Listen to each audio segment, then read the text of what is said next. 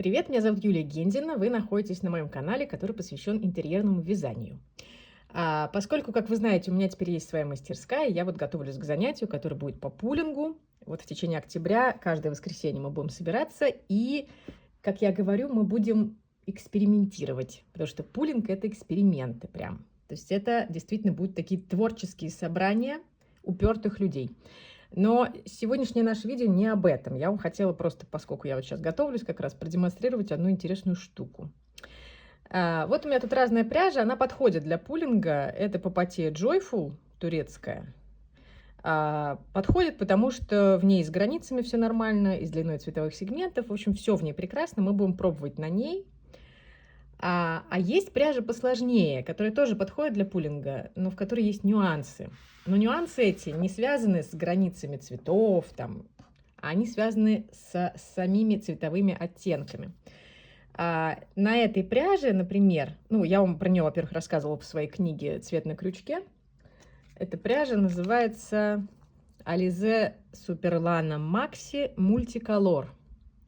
Не могу вам уверенно сказать, что все цвета из этой палитры подходят для пулинга, потому что я их сама не пробовала, и по некоторым другим пряжам я знаю, что бывает, что в палитре какие-то цвета подходят, какие-то нет. А на фотографии здесь нам как бы ничто не указывает, что эту пряжу можно применять для пулинга, потому что, видите, здесь все эти чудесные шапки и снуды, в общем, связаны, невзирая на цветовые сегменты, просто такая классическая секционно окрашенная пряжа. То есть нигде на этикетке нету рисунка, который нам бы дал понять, что там можно какие-то ромбы вывязывать или еще чего. Но я все-таки ее попробовала, о своих экспериментах с ней я вам как раз в книге рассказывала. Но сейчас речь не про это. Вот хочу вам просто продемонстрировать. Вот я отматываю нить и вижу. Допустим, я не обращаю внимания на вот этот вот непонятный кончик. Вот я вижу четкий такую фуксию. Прекрасно. Единственное, что коротковат, мне кажется, немножко будет фрагмент. То есть сколько тут получится столбиков? Типа 2. Мы же их вяжем через воздушные петли. Толстый будет крючок, потому что нить толстая. 2-3 максимум. Но окей, да? Дальше четкую вижу. Границы здесь, смотрите, какая классная. Четкий вижу белый отрезок. Потом опять четкую фуксию. Потом, смотрите, что начинается. Какой-то вот травяной.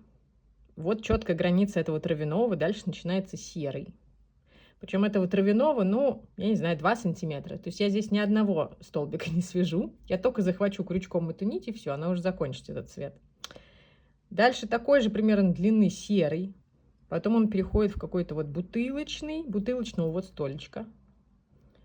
Потом какой-то пошел темный, не знаю, допустим, темно-серый. Чуть-чуть какого-то светло-коричневого. Дальше какой-то чуть-чуть коричневый.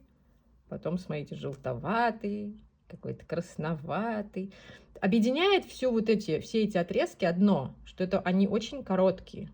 Ничего с ними не сделаешь, если выделить. Действительно, если учитывать их как отдельные цветовые сегменты, с такой длиной ничего не сделаешь, ничего из этого не свяжешь. Дальше опять какой-то коричневатый, какой-то еще серый, опять бутылочный. То есть к этому моменту обычно мы разочаровываемся и решаем, что нет, мы с этим ничего не сделаем, с этой пряжей.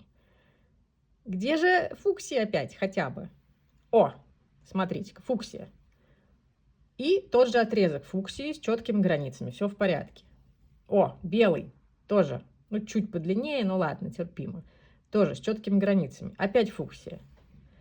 А дальше опять начинается какая-то фигня.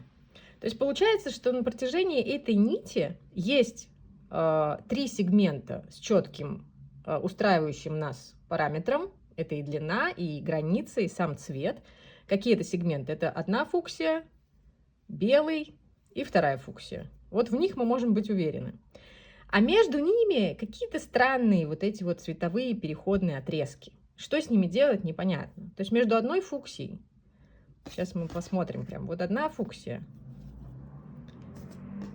и другая фуксия, вот, находится вот такая вот какая-то штука непонятная.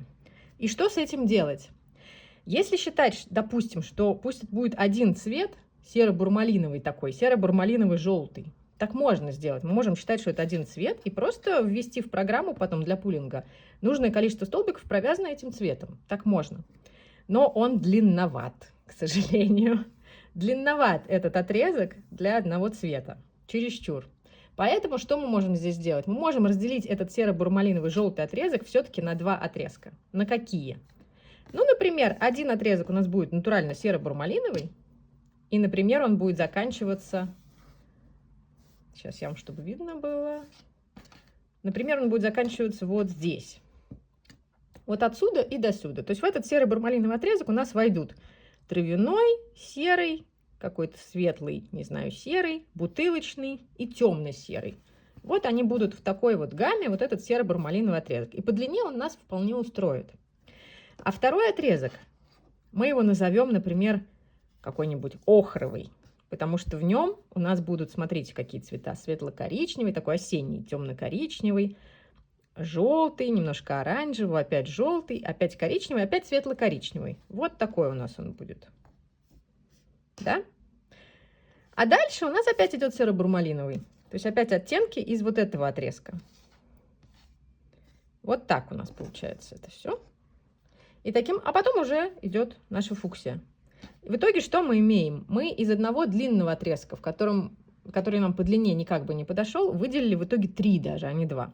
Серо-бурмалиновый, охровый или осенний, опять серо-бурмалиновый. Теперь их длина нас устраивает. По цветам примерно эти секции одна в другую будет переливаться нормально. И по границам тоже все в порядке. И тогда мы можем уже провязывать в этих секциях нужное количество столбиков, это количество столбиков вводить в программу и рассчитывать на хороший результат. Ну, собственно, такой результат у меня в книге показан в виде подушки. То есть там четко видны и фуксия, и белый, потому что они как раз делают границу узора. А между ними вот такими вот цветовыми пятнами, но очень хорошо выраженными, потому что они все-таки в одном оттенке.